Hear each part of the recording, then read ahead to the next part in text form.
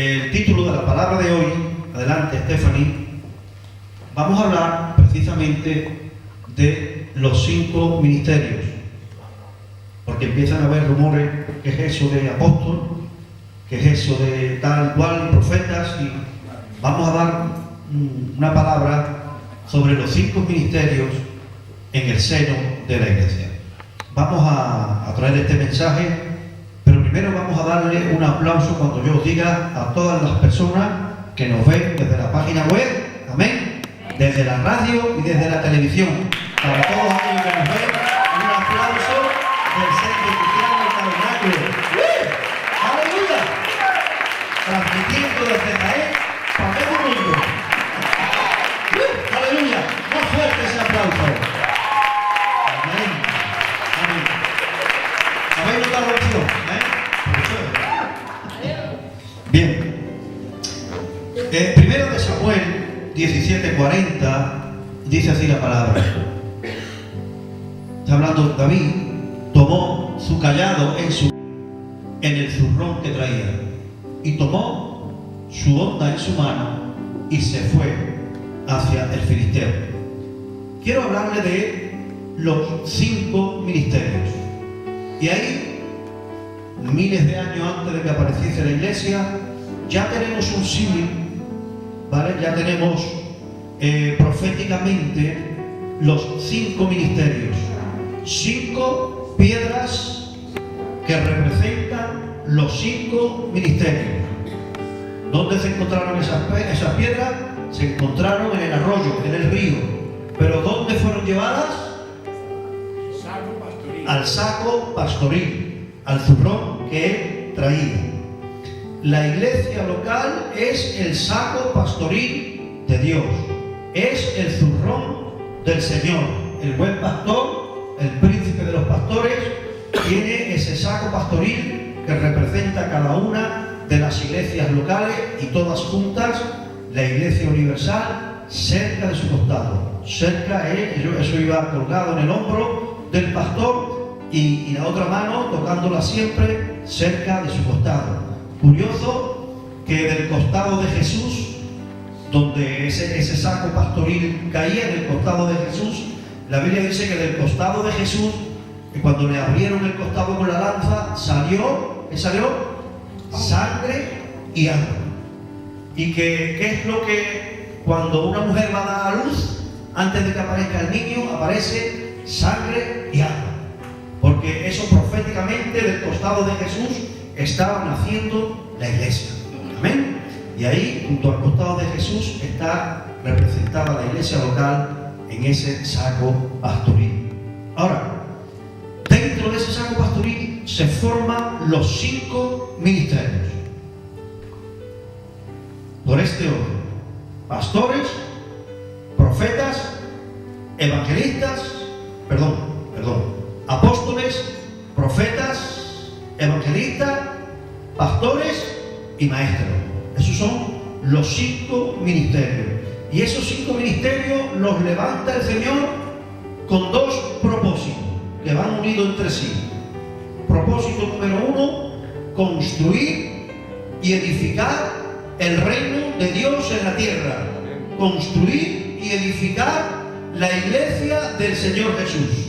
Y número 2, que conlleva con el mismo, destruir los poderes del infierno en la tierra. Todo ministerio va dirigido por el Señor para construir el reino de Dios y para la destrucción del imperio de las tinieblas. Amén. Por eso, cuando una de esas piedras se colocó en la honda de David, fueron teledirigidas ¿a dónde? A la frente de Goliat, y allí se clavó, ¿verdad? Y el poder de las tinieblas que se levantó en aquel valle, en el valle de Era, fueron destruidas por el poder de Dios usando una de las 5 piedras. Los 5 ministerios están preparados por el Señor para la edificación de la iglesia y para la destrucción del reino de las tinieblas. Ustedes vieron ayer que se reconocieron algunos ministerios pastorales, también vemos unción profética en Raquel y ministerio apostólico. Son Dios está interesado en que en la iglesia aparezcan los 5 ministerios. Y bendita la iglesia que entre sus miembros Dios levante no 1, ni 2, ni 3, ni 4, sino los 5 ministerios.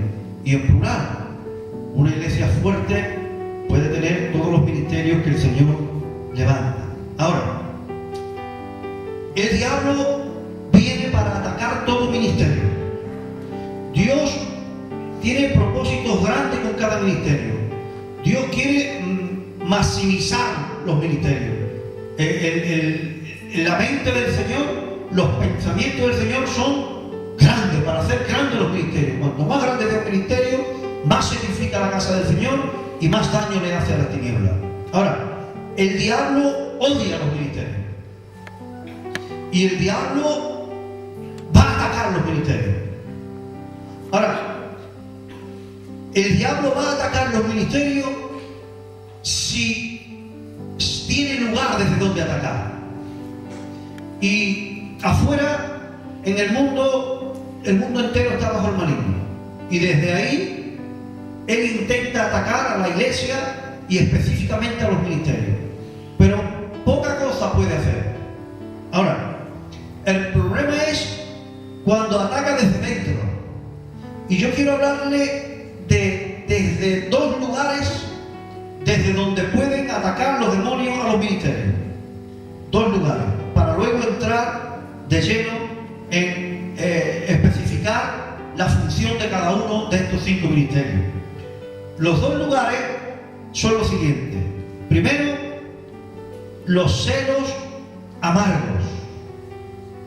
Y segundo, el orgullo ministerial. Vamos a hablar un poquito sobre los celos amargos.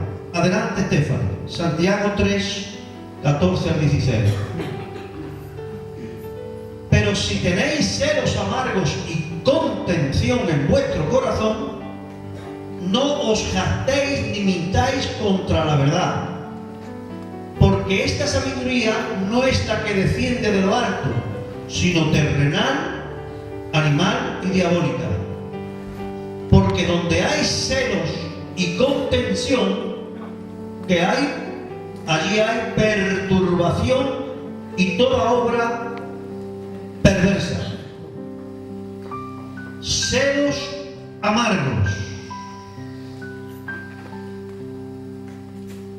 Yo les quiero hablar a los ministerios que se levantaron ayer, a los pastores, y también me predico a mí mismo. El diablo no quiere ni oír hablar de ministerios. Y él odia cuando el Señor va levantando en su pueblo nuevos ministerios. Y si él puede atacar desde dentro, mejor. Y una de las armas favoritas que él puede usar si nosotros le damos lugar son los celos. Cuando en el corazón de la gente se levantan celos amargos. ¿Qué son los celos amargos? Porque hay un celo santo, un celo de Dios. Nuestro Dios es celoso de su obra. Y los hombres de Dios, a veces el Señor nos reviste de celo santo y nos levantamos contra todo pecado, contra todo desorden, contra toda cosa fea, porque hay un celo de Dios. Pero ese no es el celo que está hablando aquí. Está hablando de celos amargos cuando en la carne, en el alma carnal de una persona, se levantan celos sobre ministerios que se están levantando. Y esto puede nacer en el alma y en el corazón de cualquier persona. Cualquier creyente, sin darse cuenta, le pueden venir unos celos dirigidos hacia alguien porque se está levantando ministerialmente. Yo noto y percibo que en esta iglesia hay pocos celos, porque nada más que la alegría que había ayer habla de que la gente estaba contenta de que la iglesia en el Señor estaba produciendo ministerios. Y generalmente yo percibo esto, pero también sé que a veces uno percibe en ciertos corazones, o puede suceder, porque esto puede ser una palabra de antídoto, una palabra de prevención, una palabra de por si acaso, se pueden levantar celos amargos. Celos amargos de ver cómo el Señor está levantando a otro y no es a mí. Y cuando hay celo, vuélveme, hermana, atrás, al 14. Cuando hay celo, hay contención. Vuélveme al 16 mejor. Eso. Donde hay celo, hay contención, perturbación y toda obra perversa. Si yo permito que los celos se me levanten a mí y tengo celos de Nicasio, porque está yendo a la cárcel y familiares de presos y presos se están convirtiendo y aparece la voz que dice aquel que está hablando bien de Nicasio, el otro que está hablando bien, cómo lo respetan, cómo lo admiran, y eso puede darme a mí mi alma carnal, no espiritual. Cuando yo estoy en el espíritu, los celos no me pueden dar, pero cuando yo ando en la carne, los celos me pueden tocar, porque los celos es una obra de la carne, y todos podemos descuidarnos y andar en la carne y sentirnos celosos, inconscientemente ver que aparecen esos celos. Si usted abriera su corazón y reconociera que alguna vez usted ha tenido celos de alguien, y si yo dejo que eso crezca y sigo teniendo celos de lo que Dios está haciendo con Nicasio en la cárcel, inmediatamente después de los celos viene la contención. Donde hay celos, hay contención, hay perturbación y hay toda obra perversa. ¿Sabe usted lo que es la contención? Contención viene de contienda. ¿Y sabe usted lo que es contienda? Contienda es pelea. Contienda es batalla. Contienda es guerra. Y una persona que se encela de otra, inmediatamente después de los celos va a tener una actitud bélica, una actitud de pelea, una actitud de confrontación. Y eso va a salir cuando menos te lo esperes. Y detrás de esa actitud de contienda y de pelea aparecerá una perturbación, porque eso perturbará la relación y perturbará el medio ambiente donde están esas personas y perturbará la iglesia. Y si eso no se frena, aparecerán las obras perversas. Por eso los judíos mataron a Jesús, por celos de que las multitudes se iban tras él. Por eso Saúl persiguió a David, por celos. Por eso Caín mató a Abel, por celos. Por eso apedrearon más de una vez a Pablo, por celos. No llegaron a matarlo, por celos. Porque los celos producen contienda, produce perturbación y produce toda obra perversa. Ahora, ¿pueden morir los celos? Sí pueden morir. ¿Se pueden levantar los celos en cualquier persona? En cualquiera. Ninguno de aquí somos extraterrestres que tenemos cuerpos, todos somos de carne y hueso. Y los celos le pueden venir a cualquier miembro. Y los celos le pueden venir a cualquier ministerio. Y los celos le pueden venir a cualquiera, hombre, mujer, anciano, viejo, pequeño, joven, maduro, nos pueden venir. A cualquiera. Ahora, la Biblia dice, haced morir pueblo terrenal en vosotros. Usted puede acabar con esos celos. Usted puede hacerlo morir. Cuando usted vea que se levante esos celos, usted tiene poder y gracia en Jesús para hacerlo morir. ¿Cómo? Confesando esos celos delante del Señor y renunciando a esos celos. Señor, imagínense, estoy ilustrando, yo tengo celos de Nicasio por lo que Dios está haciendo en la cárcel.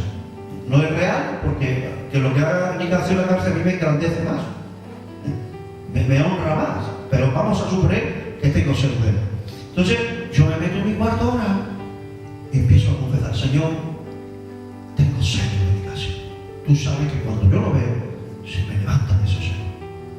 Confieso esos celos delante de ti y hazlo morir, Señor, en el nombre de Jesús. Y eso va a hacer morir esos celos. Y se va a levantar un amor y una gracia. Porque los celos no tienen sentido. Porque nuestro Dios no es escaso. Él tiene dones y llamamientos para todos sus hijos y con total abundancia. Simplemente que Dios usa a uno de una manera y a otro de otra. que Dios mira a cada uno de sus hijos y le da dones y llamamientos según su capacidad. Dios no hace asesión de personas, sino que Dios mira y dice, a este le cabe esto, se lo doy. No se lo doy a esta porque no cabe eso, en ella cabe otra cosa. Si Dios echara la gracia que Él tiene para Lidia en Ana, le haría daño. Y si Dios echara la gracia que tiene para Ana en Lidia, le haría daño a Lidia, porque no tiene capacidad para llevar aquello. Yo no tengo capacidad para hacer lo que Dios le ha dado a Nicasio, ni Casio no tiene capacidad para hacer lo que Dios le ha dado a Pepe, porque Dios a cada uno nos conoce como nuestro Padre Celestial y nuestro Creador y sabe qué cabe en nosotros. Pero para Dios es igual de importante Tony que Nicasio, que Pepe, que Vicente, que José Luis, que Johnny. Es igual que Rafa, somos igual de importantes. Solo es el trato de Dios con cada uno y la manera en que Él quiere usarlo, cómo, dónde y cuando quiere. Pero Él tiene para todos nosotros. Amén. Os digo algo, con esto acabo con los celos. Hacer morir pues los celos vosotros. Y cuidado con los ministerios. Cuidado con los ministerios, porque los ministerios también se encelan unos de otros. Y cuidado con los ministerios, porque si alguien se encela de ti, esos celos están dentro. Y en cualquier momento va a salir. Y va a salir con una mala mirada.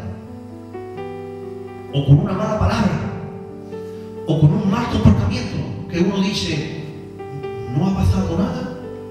Y mira cómo ha reaccionado. Porque dentro hay un celo amargo.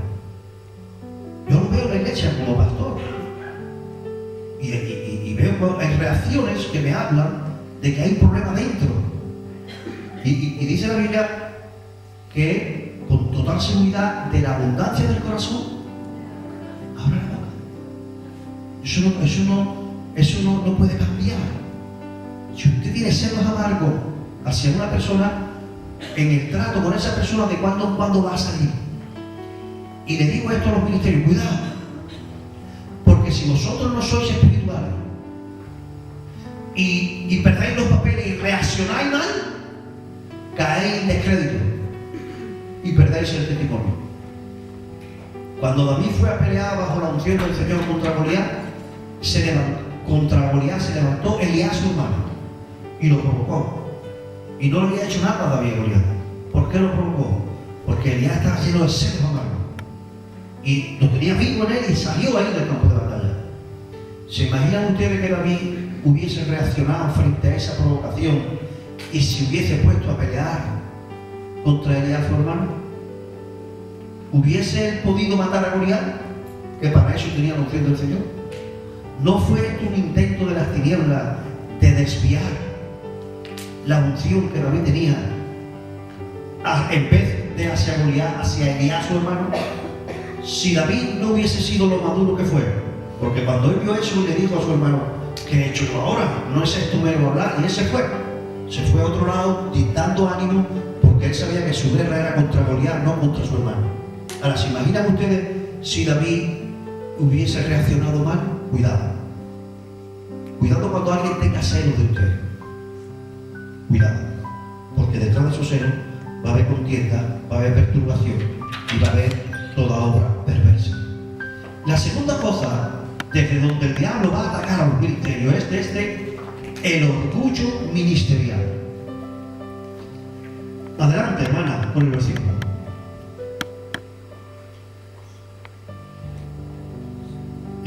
Santiago 3, 14 y 16. No, ese no es. Bien, bueno, el orgullo ministerial. El orgullo ministerial, hermano, Santiago 4:6. Ese es.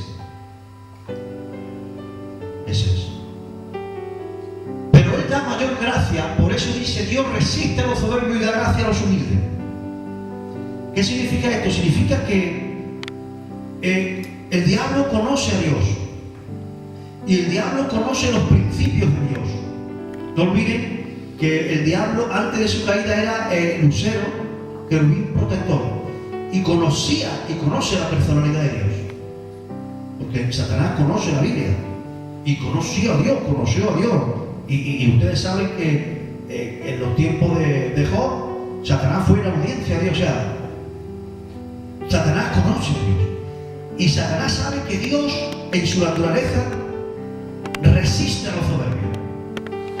En Dios en su naturaleza hay algo que cuando Dios ve a una persona soberbia, aunque sea su hijo, hay una resistencia de él.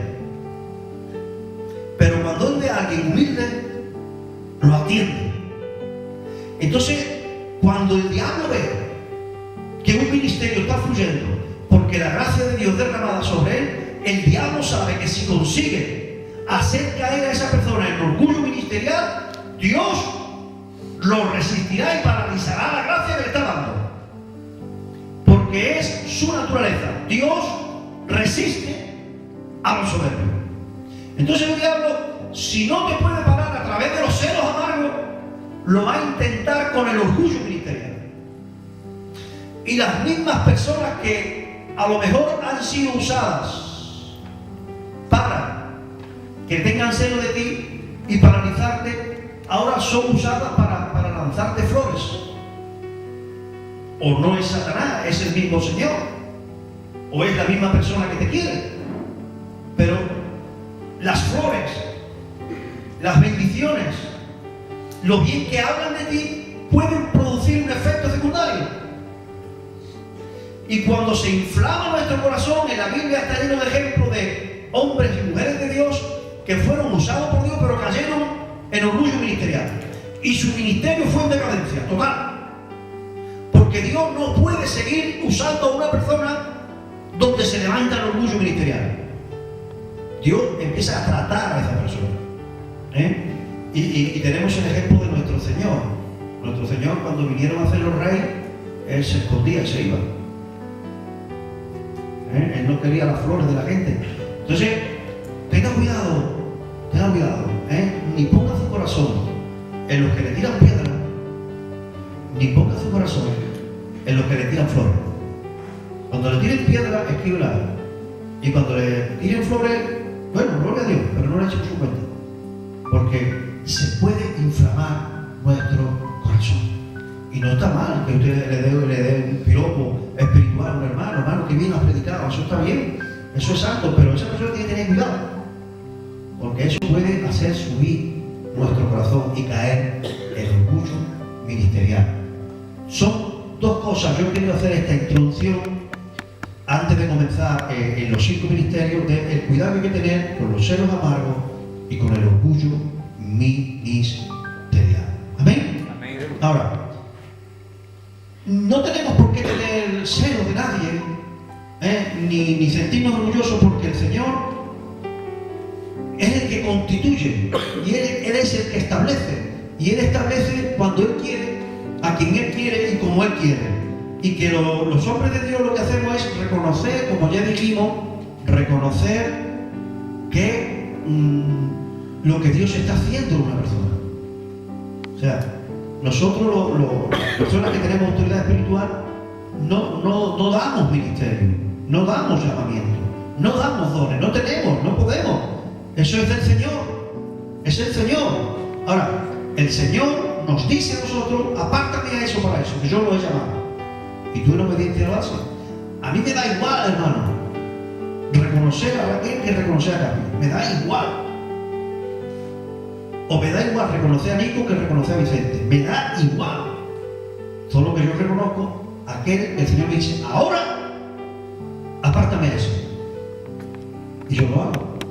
Si en vez de decirme apártame a ese, me dice apártame a aquel, pues yo aparto a aquel. Pero para mí es igual. Porque no lo decido yo, lo decide Él. ¿Amén? Por eso leímos ayer el versículo de Hechos. El Espíritu habló y dijo: apártame. Vamos a leerlo, hermanos, adelante. El versículo de esto, muy bien, Stephanie, a ver, lo hace mejor. Dice: ministrando esto al Señor, el presbiterio de la iglesia de Antioquía, dijo el Espíritu Santo: apartadme a Bernabé y a Saulo para la obra que yo los he llamado. O sea, apartádmelo para que ellos hagan la obra que yo le he dicho que hagan, no tú. Tú apártamelo. yo no puedo dar un ministerio. Yo no puedo levantar ningún hombre. Yo puedo reconocer lo que Él está haciendo. Así. Por eso los celos no caben, ni el orgullo, ¿verdad? Por eso, con esto quiero terminar ya con los celos y el orgullo. Hay algo que los ministerios, cuando funcionamos bien, tenemos que hacer. Y es lo siguiente. Dice, Lucas 17:10. Esto lo digo para los ministerios o la gente que tiene cargo en la iglesia, que empiecen a hacerlo bien, que cuando lo estén haciendo bien, esto lo tengan en cuenta siempre. Así también vosotros, cuando hayáis hecho todo lo que os ha sido ordenado, decid.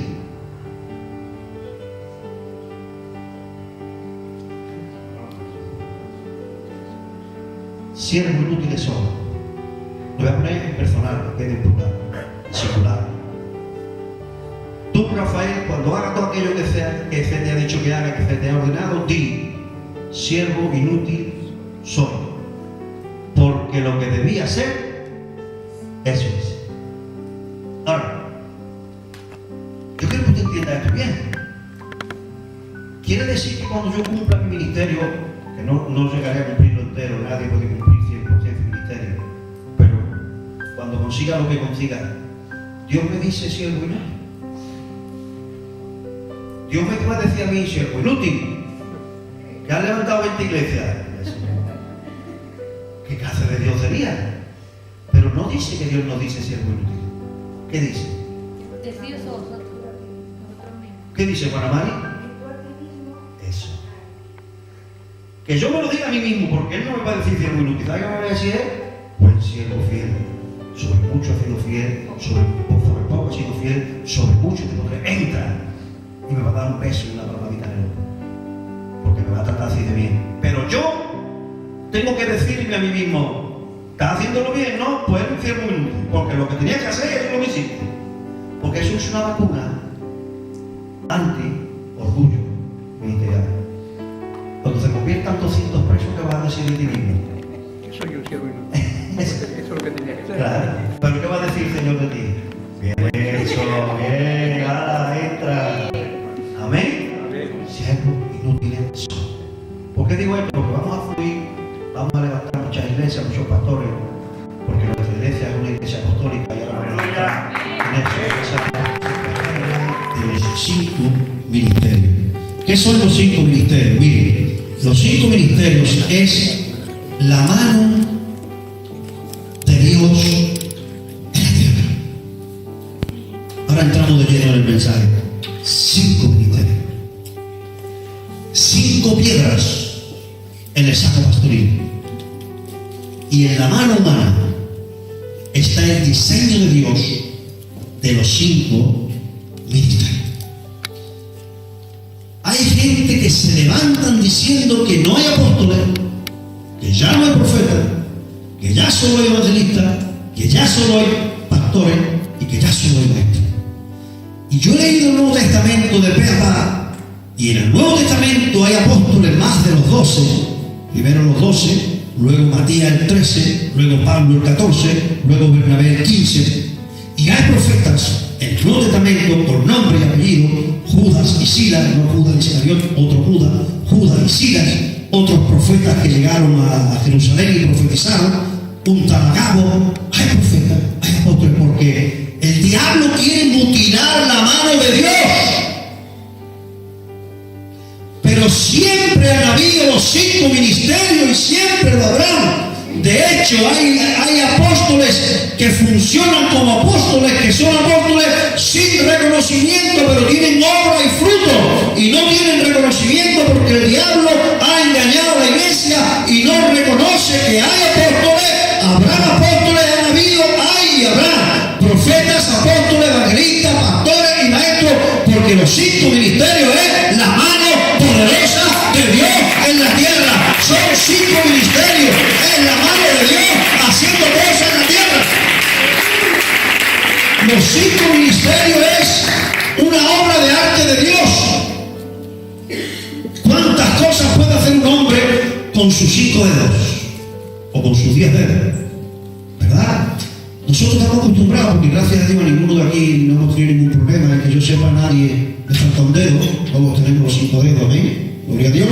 Pero hay gente que por un accidente, por un problema, o por algo genético, han nacido sin mano, sin algún dedo, o un accidente, ¿vale? Y cuando uno pierde, me imagino, gracias a Dios yo no lo he vivido, ni lo viviré, pero cuando uno pierde uno de sus dedos, o la mano, sabe lo que tenía. Porque la mano es una obra de arte, hermano. Son tantos músculos sincronizados. Podemos coger un vaso suavemente, podemos tocar el piano con los dedos de una manera preciosa, podemos hacer un buen uso de la mano o un mal uso, podemos con una fuerza increíble pegar a alguien. No se debe de hacer, pero se puede hacer. No se debe, es pecado, pero la mano es una obra de arte. Usted puede comer, usted puede escribir suavemente, con un bolígrafo. Eso cuesta años, los niños le enseñan. Primero se salen del renglón. Eso es una obra de arte, la mano. Es una sincronización de 5 dedos, cada uno especial. El dedo pulgar, el dedo índice, el dedo corazón, el dedo anular, el dedo meñique. Por ese orden. Y esos son los 5 ministerios. Es el orden que aparece en la Biblia, es el orden que está en la mano. Este que ustedes ven aquí, este es el apóstol. Y ahora les diré por qué, Señor, que es el apóstol. Este que está aquí, este es el profeta. Este que está aquí es el dedo corazón, es el evangelista. Este es el pastor. Y este pequeñito es el maestro. Y juntos forman la mano de Dios. Y a veces están conectados entre ellos, porque a veces hay ministerios que tienen rasgos de 2 ministerios o de 3, porque es conjugando entre ellos, bendicen a la iglesia. Los 5 ministerios, Pablo dice que es un regalo de Dios para la iglesia. Por eso usted, cuando vea a un hermano fluir en un ministerio, no se encele, porque eso es un regalo de Dios para ti. Si usted se sienta y escucha a alguien con una palabra de sabiduría y una unción en la predicación, no se encele, porque se lo está dando Dios para ti, para que tú disfrutes y seas edificado. Los ministerios es un regalo de Dios para la iglesia. El importante no es el ministerio, el importante es la iglesia. La importante es la señora elegida, la novia de Cristo, la esposa de Jesús. Esa es la importante. Y los 5 ministerios son regalos para ella. El importante eres tú, no el ministerio. Y Dios bendice a la iglesia. Ahora, este es el apóstol, porque es el que tiene el músculo más fuerte. El músculo más fuerte de la mano es, de este músculo fuerte es prolongado el dedo pulgar. Es el más fuerte, pero es el que está más bajo. Fíjense el diseño. Porque el apóstol es el que tiene que servir a los ministerios. Por eso decía nuestro supervisor que el apóstol demuestra que es apóstol sirviendo a los demás ministerios. Es el que está más humillado, pero es el que complementa a los otros 4. Fíjense que cuando se cierra la mano, porque hay problemas, los 4 ministerios se esconden detrás del apóstol, porque el apóstol cubre con autoridad de Dios. Y los ministerios que funcionan bajo un ministerio apostólico se sienten protegidos. Por eso el apóstol es el diseño de Dios. Toca a los 4. Protege. Lanza. El apóstol es el ministerio que tiene de parte de Dios autoridad para levantar, reconocer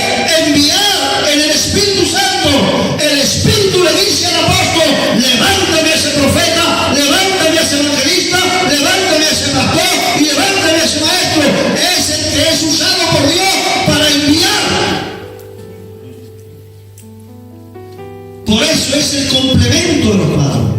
Y por eso es el que está más bajo, porque es el que sirve.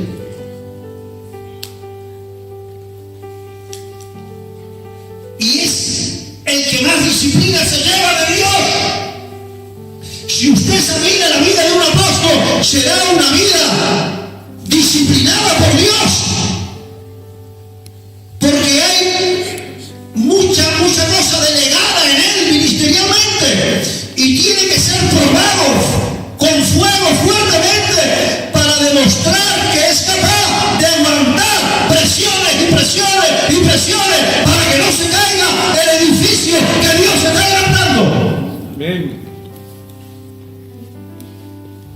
Por eso Pablo decía: ¿queréis ver mis señales de apóstol? Mirad la espalda. Y empezaba a decir todo lo. Lea el currículum de Pablo. Madre mía, lo que pasó siempre. Porque el apóstol tiene que ser preparado por Dios, como todos los ministerios. Luego hablaremos más del apóstol. El apóstol, que habla un poquito más, el apóstol toca a los cuatro. Es el que le sirve a los cuatro. Es el que atiende a los cuatro. Es el que ministra a los cuatro restantes. ¿Por qué sé yo que este es el profeta? Porque el ministerio profético, con este dedo sirve, espiritualmente hablando, para dos cosas. Para indicar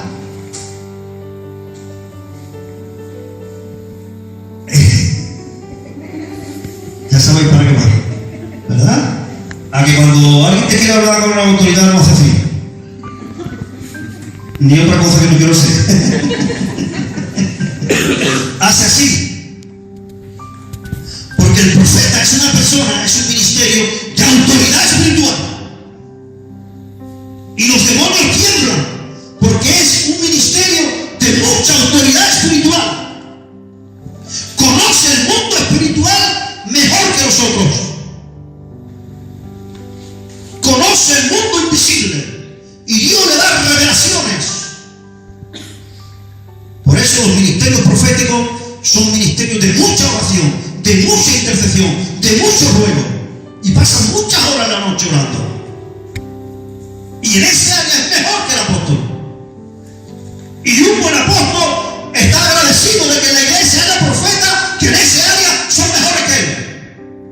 Ese es un buen apóstol. Porque la mano es un diseño de Dios. Y entre los cinco es como funciona bien una mano. Si a usted le falta un dedo solo, ya no funciona igual. ¿Y por qué sé yo que este es el profeta? Porque es el que tiene autoridad espiritual contra los demonios y habla. Cuando un profeta habla con autoridad y da una palabra direccional. Los profetas sueltan palabras direccionales, dice por aquí. Lo está diciendo el dedo profético de Dios.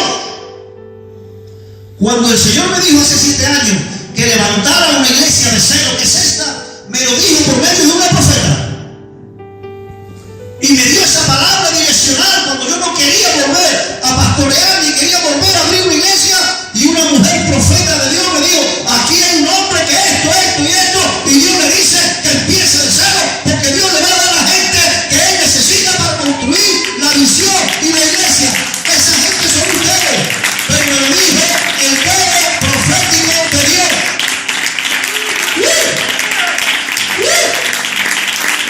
Apóstol y profeta. En ese orden. Y aquí va a haber, y yo sé que comienza a haber el ministerio profético. Ahora, ¿por qué sé yo que el dedo del corazón es del evangelista? Mire, porque es el dedo que está en el centro, por eso se le llama corazón, dedo corazón. Porque al final todo lo hace el Señor buscando las almas. Y el evangelista es el ministerio que más Por eso es el que, cuando yo quiero llegar a la silla, el primero que llega, ¿quién es? El corazón. Porque el evangelista se estira todo lo que haya que estirarse para alcanzar al pecador que está perdido. Por eso los evangelistas no son apóstoles, porque el apóstol, su carga fuerte es la iglesia, preparar a la gente para lanzarla. El profeta, su carga fuerte es el mundo espiritual, pero la carga fuerte del evangelista son los perdidos. Y se estiran y se adaptan buscando. Son gente que son capaces de pasarse horas y horas y horas con los pecadores, con los perdidos. No se cansan. ¿Por qué? Porque están buscando las almas perdidas. Esa es su razón de ser. Esa es la razón de ser de un evangelista.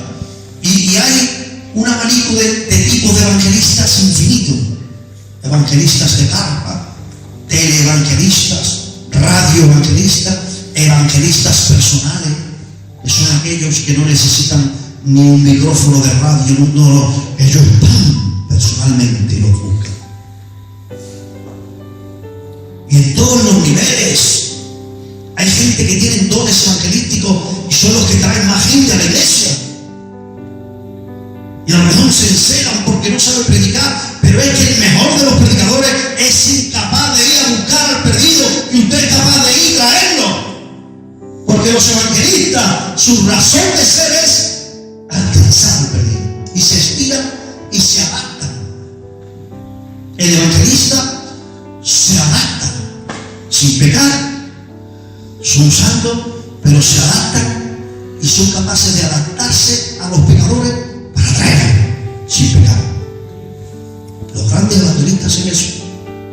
Mire, yo he estudiado la vida de un gran evangelista llamado Hudson Taylor. ¿Cuántos conocen? Hay un actor de cine que se llamaba, ¿cómo es? Robert Taylor, ¿puede ser?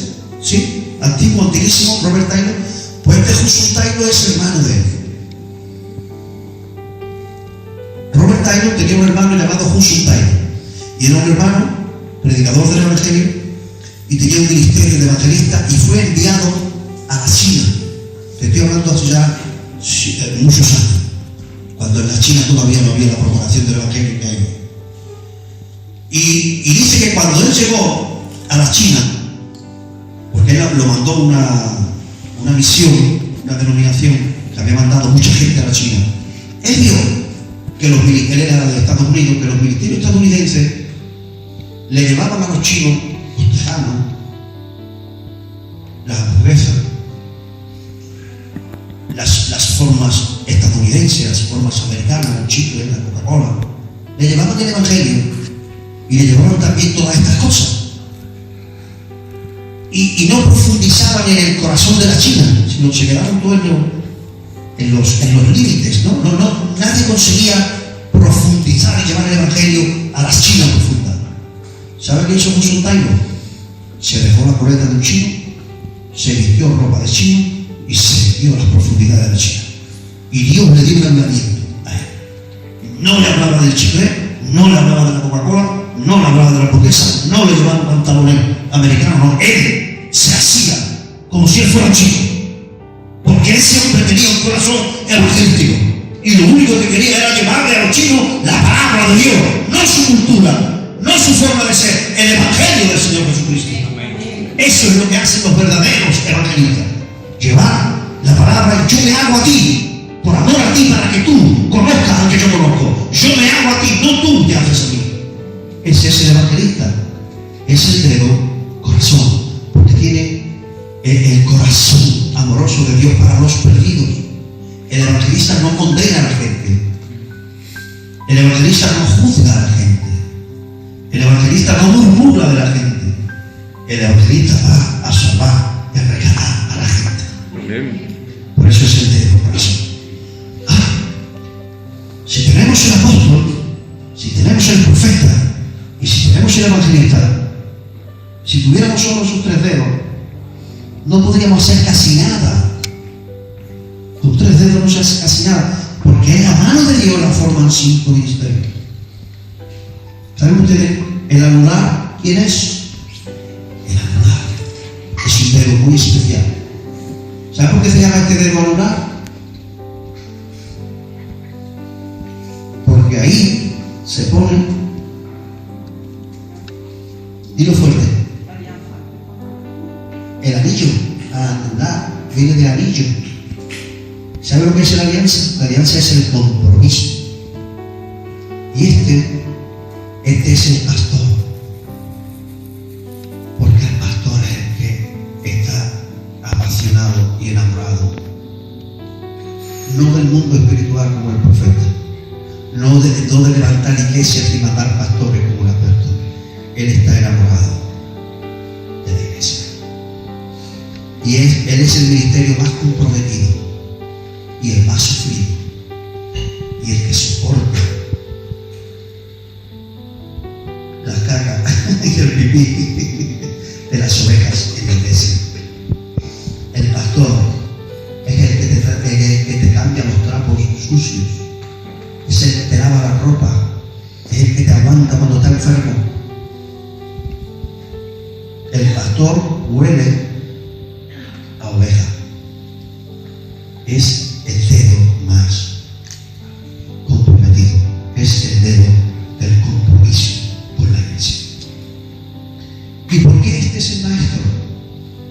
Porque este es el que, con perdón, pero es el que se mete por todos los recovecos más pequeños.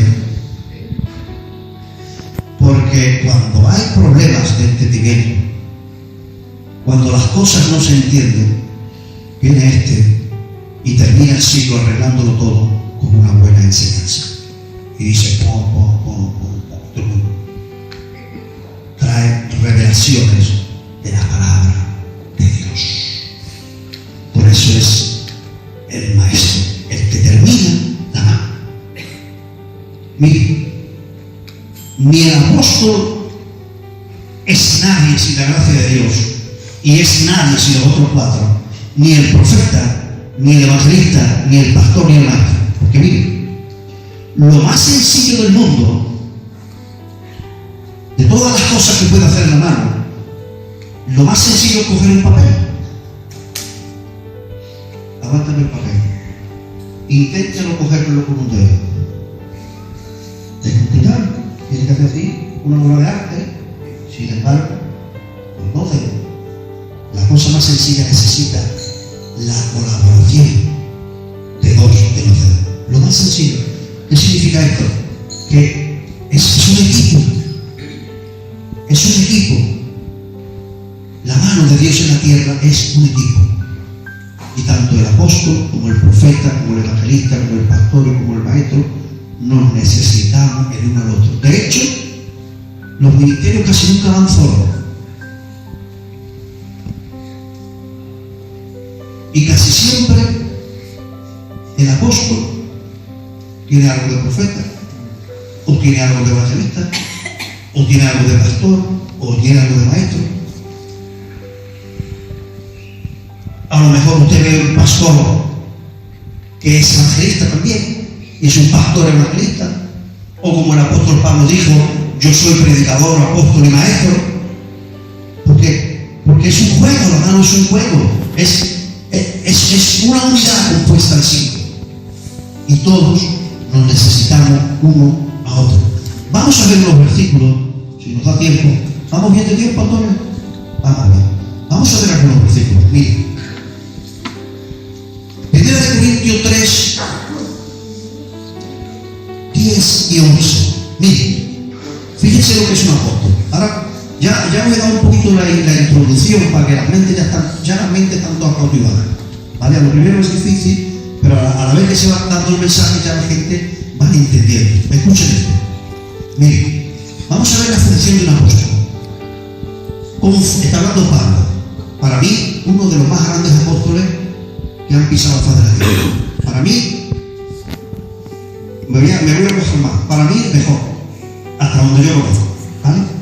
Y está hablando Pablo y dice, conforme a la gracia que Dios me ha sido dada, conforme a la gracia de Dios que me ha sido dada, yo, como apóstol, yo, que soy un apóstol, como perito arquitecto, puse el fundamento y otro edifica encima, pero cada uno mire cómo sobreedifica, porque nadie puede poner otro fundamento que el que está puesto, el cual es Jesucristo. ¿Qué está diciendo Pablo? Mire, está diciendo que la iglesia es un edificio y que el fundamento de ese edificio es el Señor Jesucristo. Y que sobre ese fundamento se va a levantar una casa,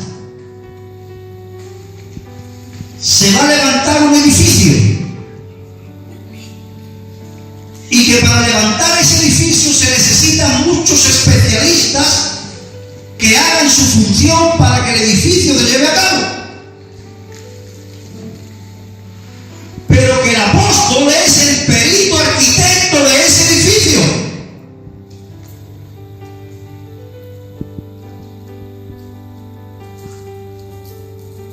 ¿Y qué es un perito arquitecto? Un perito arquitecto es el que se le entrega o que él recibe el diseño del edificio. El apóstol es el que se le ha dado el diseño de la casa que Dios quiere construir. Por eso las iglesias en plural que se levantan bajo un mismo apostolado, usted verá que se parecen mucho.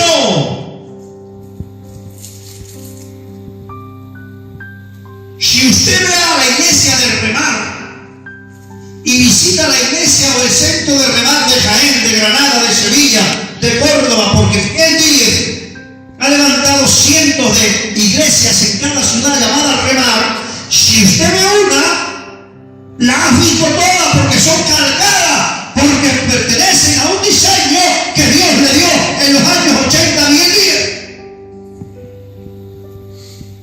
Entonces un apóstol es un ministerio que tiene gracia de Dios para levantar iglesias en plural.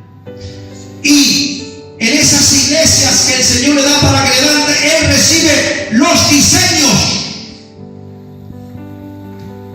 Y a Él se le entregan los ministerios especialistas para que lleven a cabo la función y el levantamiento de ese edificio bajo los diseños que el apóstol ha recibido. Y cuando el apóstol trae el diseño de Dios sobre ese fundamento que está sobre el fundamento que es Cristo, luego aparecen los ministerios que ven ese diseño, respetan ese diseño y trabajan juntos para realizar ese diseño. Si usted mira las iglesias de Filadelfia, son todas muy parecidas. ¿Sabe por qué? Porque pertenecen al mismo apostolado. Pero Dios levanta un apóstol y otro, y otro, y otro, y otro, y otro, y otro, y otro, para que haya un sinfín de diseño, para que todo el mundo en el mundo encuentre su lugar donde se siente cómodo en la casa bajo el diseño de Dios. Por eso es bueno que haya 1, 2, 3, 1000, 2000, 3000. Cuanto más apóstoles mejor, porque más diseño hay, porque nuestro Dios es un Dios diverso. Él no es aburrido. Nuestro Dios es un Dios diverso. Y cuando se levanta una persona que Dios le da diseños para iglesias, comenzará a surgir iglesias. Y si los hermanos están viendo en mi ministerio apostólico, eso se verá. De hecho se está viendo. Porque si están apareciendo los pueblos y están apareciendo los ministerios, porque yo no le he dicho a nadie que se acople a mí, y ellos me respeten, me llaman apóstol, y ellos saben que yo me cuesta trabajo, pero yo he dicho, hermano, te llamamos apóstol porque vemos en esto, porque corresponde a un diseño. Y si esto se sigue en los villares, aparecerá un centro cristiano en tabernáculo, con local, sin local, en las casas, fuera de las casas, como sea, pero perteneciente al mismo diseño. Y en Mancha Real, y en Torredonquimeno, y en Javilena, y donde el Señor, y en Bailén, donde el Señor nos vaya dando, están apareciendo los pueblos y están apareciendo los ministerios. Por tanto, parece ser que hay un ministerio apostólico, porque es el que recibe los diseños de Dios. Ahora, vamos al profeta. Hay un versículo, adelante hermana, dice Hechos 11, 27 y 28. Ahí tenemos en aquellos días unos profetas, en plural. Hay quien dice que no hay profetas en el Nuevo Testamento. Oiga, en el libro de los Hechos, en aquellos días unos profetas, tiene muchos versículos, no quiero leerlo todo, pero ahí mismo dice, en aquellos días unos profetas descendieron de Jerusalén a Antioquía, a la iglesia de Antioquía, levantándose uno de ellos, por tanto había 4, 5, 6, no sé cuánto, pero había bastante. En ese pasaje que hay mucho, uno de ellos, llamado Agabo, daba a entender por el Espíritu que vendría una gran hambre en toda la tierra habitada, la cual sucedió en tiempos del emperador Claudio. Este Agabo era un profeta, porque aparece varias veces en la Escritura, en el Nuevo Testamento. Era un profeta. A mí me enseñaron, con todo mi respeto, pero a mí me enseñaron en las asambleas de Dios que en el Nuevo Testamento no existen los profetas, sino que había don de profecía. Hermano, ¿eso qué es? ¿Eso no es el Nuevo Testamento? ¿Eso no son profetas? No lo dice con todas las letras. Tengo ahí 5 versículos, pero no quiero, porque quiero, me ha dicho Antonio que solo tenemos pila y batería para 1 hora. Por eso es que hemos quitado algunos versículos, pero yo te puedo dar estudios de profetas en el Nuevo Testamento muchos, y apóstoles muchos. ¿Vale? Entonces los profetas son gente que ven cosas que otros no ven. Y gracias a esa profecía de ese profeta, muchos hermanos no pasaron hambre, porque hubo una gran hambre. Y se prepararon y dijeron, tiene hambre en esta zona de la tierra. Hay que prepararse. Y la iglesia se preparó. Si no hubiera sido por ese profeta, no hubiese pasado. ¿Por qué? Porque el profeta habla con autoridad y da una orden direccional. Hay que hacer esto, esto y esto, porque viene esto, esto, esto. Ese es el profeta, que trabaja bajo los diseños que Dios le da al apóstol. Y el profeta y el apóstol, en muchos versículos van juntos. Van juntos. Porque son dos ministerios que se ayudan mucho mutuamente. ¿Amén? Vamos al evangelista, que quiero terminar con el estudio. Adelante, hermano. Dice: al otro día, saliendo Pablo y los que con él estábamos, fuimos a Cesarea, y entrando en casa de Felipe el evangelista, que era uno de los 7, posamos con él. Ahí tenemos un evangelista, ¿verdad? En otro sitio le llaman, yo no sé, hermana, si tienes 2 Corintios 4:5. ¿Tiene? Sí. ¿Lo tiene? No lo tiene, no, bueno. Perdón, 2 Timoteo 4:5. ¿Ese sí? Bueno. Pero tú sé sobrio, me está diciendo Pablo Timoteo, en todo, soporta las aflicciones, haz obra de evangelista, cumple tu ministerio. Ahí tenemos un pastor evangelista. Porque Timoteo, Pablo lo dejó en Creta como pastor. Y le dice, haz obra de evangelista, cumple tu ministerio. Porque a veces hay pastores que tienen rasgos de evangelistas, son pastores evangelistas. Otros no, otros son pastores maestros. Otros son pastores evangelistas. Y este era un pastor evangelista. ¿Por qué? Porque a veces hay un juego ahí de dedos para hacer bien la obra de Dios. Porque ningún dedo es nadie en sí mismo. Es un complemento del uno del otro. El evangelista. Vamos al versículo de los pastores. Bueno, adelante. Miren los pastores. El pastor es el que tiene el corazón más pastoral, hermano, de los 5. El pastor es muchísimo más pastor que el apóstol. El apóstol es pastor también. Yo soy pastor también. Hace muchos años que soy pastor. Pero soy un pastor apóstol. Mientras que el pastor en la labor pastoral personal es mejor el apóstol. Y yo estoy contento de que aquí están apareciendo y van a aparecer pastores que en ese área son mejores que yo. Gloria a Dios por eso. Yo no me encelo porque yo no puedo dar nada que no haya recibido. Yo soy más bien pastor maestro o apóstol maestro. Es como yo me veo. Ahora, hay pastores con un corazón paternal tan grande. Y donde ellos llegan, los otros ministerios no pueden llegar. Pero donde llegan los otros tampoco se puede llegar, porque es una mano. Mire, dice, cuando hubieron comido, Jesús dijo a Simón Pedro: Simón, hijo de Jonás, ¿me amas más que esto? Le respondió: sí, Señor, tú sabes que te amo. Pues si me amas de verdad, apacienta mi poder. Porque la materia prima con la que trabaja el pastor es el amor. El pastor se vuelve por una velita. Se pasa todas las horas que haga falta arreglándole la piedra rota que tiene.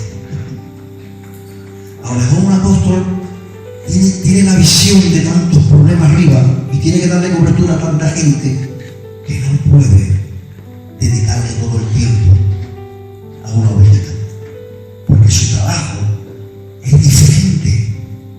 Por eso nadie, más que nadie.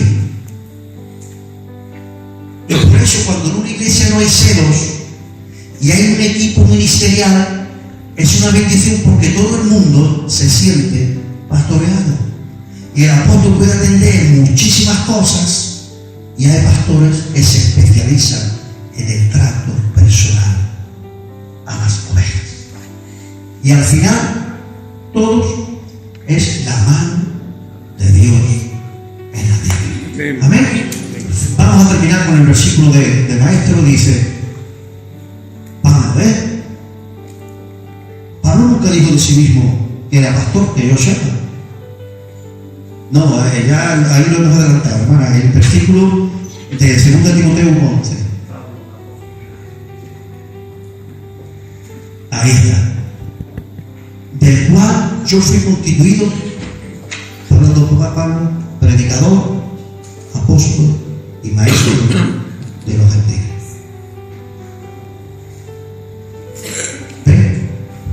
Pablo era grandísimo, como hemos dicho, pero no era un buen pastor. No era malo, era buenísimo. Pero si usted examina la vida de Pablo, él no podía. Ay, chiquillo, otra vez has caído. ¿Cómo me voy a pegar una semana contigo si tengo tantas iglesias que dependen de mí? No puede. Por eso no se entiende. Yo sí lo entiendo, pero hay gente que no entiende.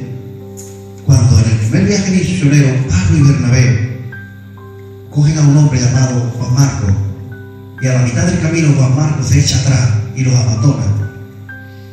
Pues por lo que fuera, no vamos a entrar ahí, los abandona. Cuando ellos terminan su viaje misionero, vuelven a la iglesia de Antioquía, están un año descansando, y al año, no descansando, trabajando en Antioquía, y al año el Espíritu le dijo: comenzad otro viaje, el segundo. Y dice el muchachito que los había abandonado: yo quiero ir otra vez. Y dice Pablo: ¿cómo? Con todo lo que yo tengo que hacer, y yo te voy a soportar otra vez. Tú me abandonaste y tú no vienes. Trabajas en la iglesia en otra área, conmigo tú no vienes.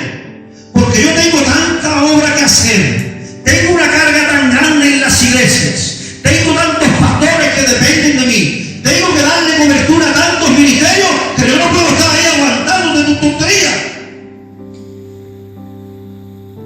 Eso no lo entiende la gente, porque Pablo hizo eso, pero lo hizo. Y dice Bernabé: Pablo era muy duro con él. Vamos a darle una segunda oportunidad. Conmigo no viene. Y dice Bernabé: conmigo sí viene. Y dice Pablo: conmigo no viene. ¿Saben qué hicieron? Se separaron. Y Bernabé se llevó a Juan Marcos a Chipre, y Pablo cogió a Silas, que también era profeta. ¿Y sabe qué? Que Juan Marcos escribió el Evangelio de Marcos. Y gracias a Bernabé, Juan Marcos dio fruto. ¿Por qué? ¿Bernabé era más bueno que Pablo? No. ¿Pablo era un cascarrabia y el otro era buena gente?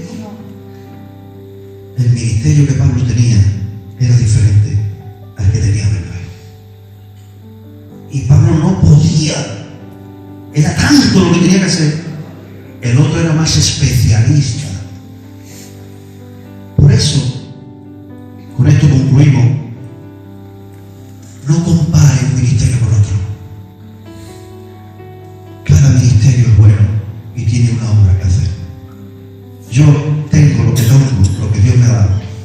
Y cuando vean mis fallas, entenderán que hay otro en la iglesia que donde yo no llego, Él va a llegar. Y por eso no es mejor que yo, ni peor. Es que el dedo pulgar no es mejor que el corazón, ni que el anular, ni que el meñique. No hay ningún dedo mejor que otro. El meñique, usted coja un martillo con 3 dedos, verá como el martillo se le escapa. El meñique, córtaselo. Pero bueno, córtaselo y va un martillo. Nadie puede martillar porque le falta este. O sea, ningún dedo es mejor que otro. Formamos un equipo y somos una iglesia apostólica que creemos en los 5 ministerios. Amén. Un aplauso al Señor. Amén. Amén.